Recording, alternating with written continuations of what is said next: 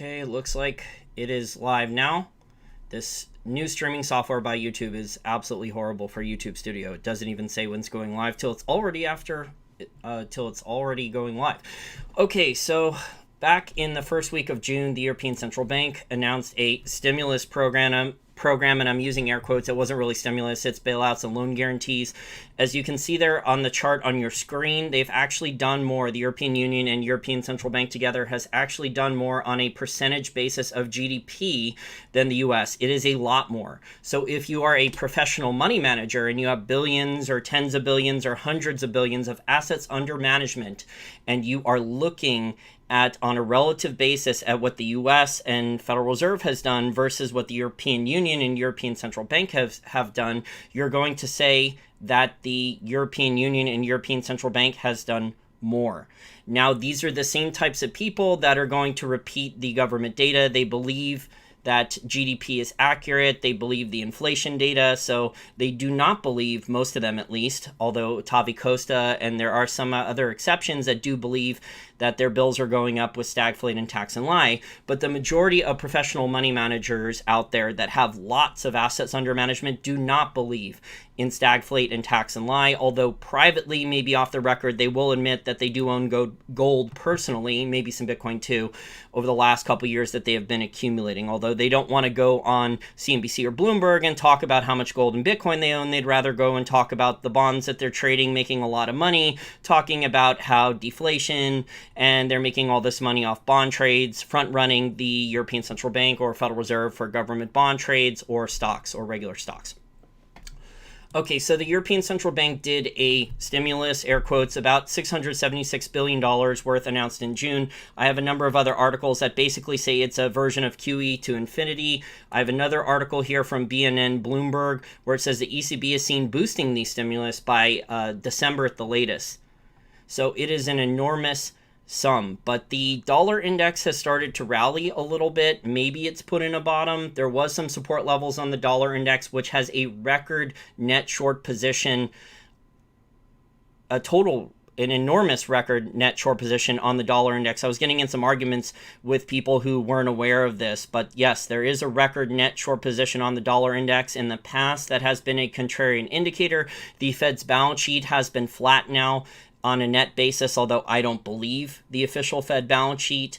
But the former New York Federal Reserve bank president Bill Dudley did an op-ed, and people are forgetting about this. He did an op-ed towards the end of June, I think it was June 22nd or June 23rd on Bloomberg.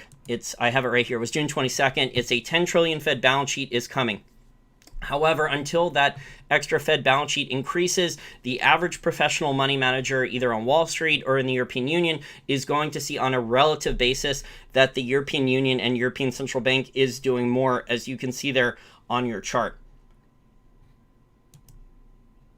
So I think overall, this is the problem with all these governments and all these central banks. They are doing massive amounts of stimulus and fiscal injections. It is just going absolutely absurd, but these are not stimulus injections. These are just trying to maintain the status quo at all costs. So the ECB, this Reuters article came out earlier in August. The ECB is committed to stimulus with outlook highly uncertain. The European Central Bank is committed to supporting the European Eurozone's economy amid the global pandemic, using its massive bond purchases as its main tool. Chief economist Philip Lane said on Tuesday. This was back on August 4th. Lane's comments were likely to fuel market expectations as the ECB would increase its 1.35 trillion euro pandemic emergency purchase program. Well, I'll say that 3 times fast. PEPP. Pandemic Emergency Purchase Program, as soon as September, when the central bank updates its economic forecast. For those of you not aware, we found out in the one-time partial audits that Ron Paul got from the Federal Reserve, he got both political parties on board. This was really rare. We found out that the majority of bailout money and guarantees from the Federal Reserve were given to the European Union and European Central Bank in 2008 and 2009. It was, according to a number of different estimates from the Ron Paul one-time partial audit and also from the Levy Institute study, which went through a detailed amount of the research of the over 30,000 documents that were dumped. We found out that the European Union and European Central Bank were given over $7 trillion of guarantees. So the European banking system, the European Union, European governments were given by far the most in bailout support money. There was an enormous amount of currency swap lines given out to the European Central Bank to help the European banks and European governments in 2008, 2009. The Fed claimed that those ended in 2010 and 11 and that those were being paid back or canceled. Remember, these are subjective. The Fed can forgive these loans without them being paid back. This is how arbitrary and subjective these central bank currency swap lines are. But I dug into I found this, and there's a screenshot of this from the Fed's May 2020 financial stability report. There was a screenshot of this disclosed. There's an article with this screenshot behind my paywall on Patreon. If you want to take a look, it's from a June article showing that the European Central Bank needed a new permanent currency swap line restarted again in 2013.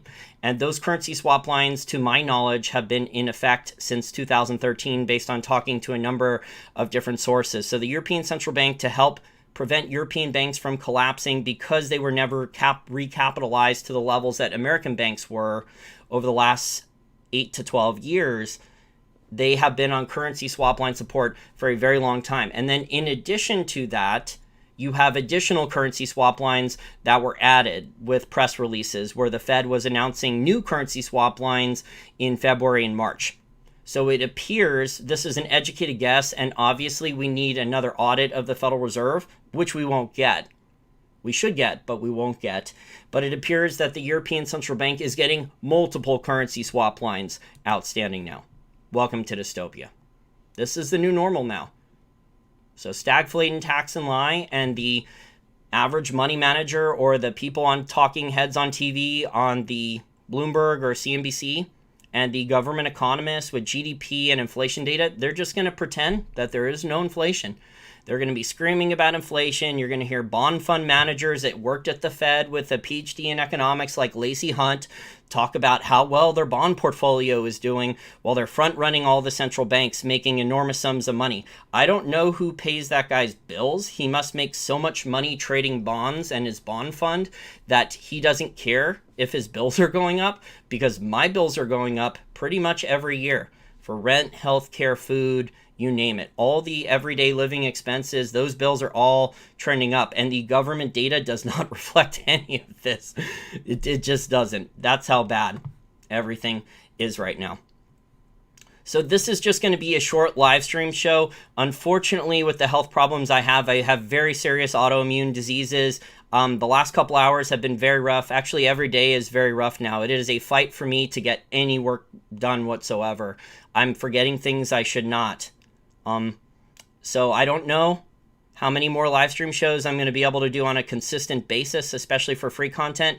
The people who are my Patreon account contributors will be taken care of. There will be audio podcasts and well-written articles. I will do the best I can. I'm doing the best I can, but unfortunately, the last 12 to 18 months, things have just gotten progressively worse. I was misdiagnosed by doctors. They said it was just an irritable bowel disease. I went to like 4 or 5 different specialists. Of course, these doctors nowadays, they screw things up. And that was just one of the symptoms that I have. It's actually much worse than that. I got a super chat here from Abbey Road. Thank you for the $5 super chat. Can I talk about the recent crash of gold and silver stocks? I have to look at the gold and silver price. It is not proportionate to the gold and silver price because gold and silver are rallying. A lot of people are claiming about real interest rates. I think that's BS. I think the gold and silver stocks were probably just smashed. So there's lots of professional money managers claiming that when real interest rates go up, there's no need to hold gold or silver, but they never go up proportionally. So when the gold and silver prices get smashed and the gold and silver stocks get smashed, and you look at how much real interest rates have increased, there was a comment about this in a Patreon article I did for last week, I think, with Garrick Moreland, the money manager, who's a gold fund manager, and he said that real interest rates only increased by about 15 basis points, and yet some of these gold stocks were down 20%. So it was just ridiculous. It was totally disproportionate. This is trying to probably prevent more people from getting involved in gold, silver, and gold stocks. Again, if you've been in the gold and silver markets for years, as I have for over a decade, this is nothing new. And this is why I write in all capital letters. And unfortunately, people who are new to gold and silver markets, they make the mistake. They read an article, or they read a research report, or they read a paid newsletter where they're being overcharged, some of them. And they go out and they buy all of their gold stocks, or all of their silver stocks, or all of their junior mining stocks all at once. And then prices get smashed. And then there's a 20 or 30% correction, and then you don't have any cash to buy more. So this is what I've been warning people about for a very long time, is do not buy all of your gold and silver stocks at once, because stuff like this can happen. So we don't know exactly why gold and silver are going down. The mainstream money managers are claiming it's real interest rates. It's probably just another paper price smash. Honestly, with your super chat, I have no idea what more you're buying. I don't know what you own or don't own. So I don't know what your risk tolerances are, so I'm not sure if I can answer that question right now. Maybe it's more appropriate for a live stream show. But the bottom line for now is that all these governments, all these central banks, since February and March, there's been well over $23 trillion of currency and credit injected. You got a bunch of professional money managers, smart business people all over Twitter, all over CNBC and Bloomberg, claiming that there is no inflation, claiming that deflation is the main enemy, and they're getting away with all these bailouts and loan guarantees and injections. And what it is creating, and I wrote an article about this, I think it was May or June, and I wrote an article about distortions. There's also a book out by Mark Spitznagel. He's one of the top performing hedge fund managers now, called the Tao of Capital. And he's a successful options trader. And what these governments and central banks are doing is creating permanent distortions in all these markets with all the intervention, politicians then raising taxes, property taxes, minimum wage laws, new rules and regulations. It's just creating permanent distortions. But when a politician or bureaucrat puts on higher taxes or new rules or new regulations or a higher minimum wage law, it's going to create higher costs in the supply chain or higher costs for the consumer. So you have to look at everything total. I've talked about this with stagflation, tax, and lie. You have to look at inflation and taxes together. You also have to look on a global perspective, because we're in a global economy. The U.S. imports a lot of items that if a lot of other countries are doing dollar pegs and they're copying monetary policy, then those other countries are going to be devaluing their currencies too. So if you have professional money managers go on TV and say that there is no inflation, the dollar is starting to rally, blah, blah, blah, blah, blah, but these other countries have copied the US's monetary policy and they've tried to devalue their currency and they've done quantitative easing too, their currencies are going to be devalued, and that's going to put higher costs in their supply chain, and the US is going to be importing those goods and services that were devalued currency and higher costs. So that's creating permanent distortions in the supply chain. I have another super chat question from Off Topic Raynard. Thank you for the super chat. He says Ripple. I do not own Ripple cryptocurrency. I own Bitcoin and Litecoin. I bought Ethereum at $8 and I sold it a little early, but I did make a pretty nice speculation profit years ago. So all these governments, all these central banks, they're all going to be ultimately devaluing their currencies because that's all they know. It's all the same playbook, stagflate and tax and lie.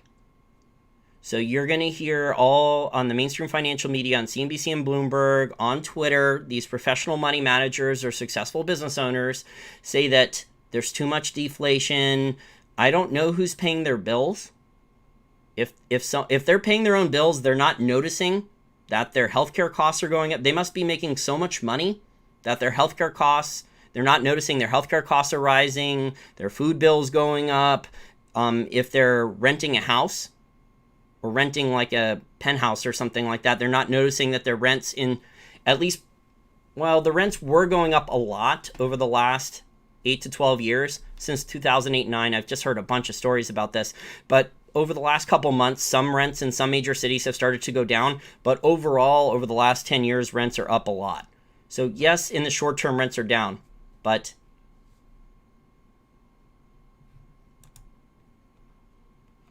Lost for Words calls me greedy here. He says, free my ass, YouTube pays you good money. No, they're not. They pay me a couple $100 for making videos every day.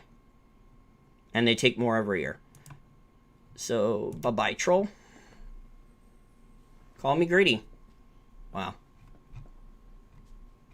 I have a legitimate disability here, and I get that kind of abuse.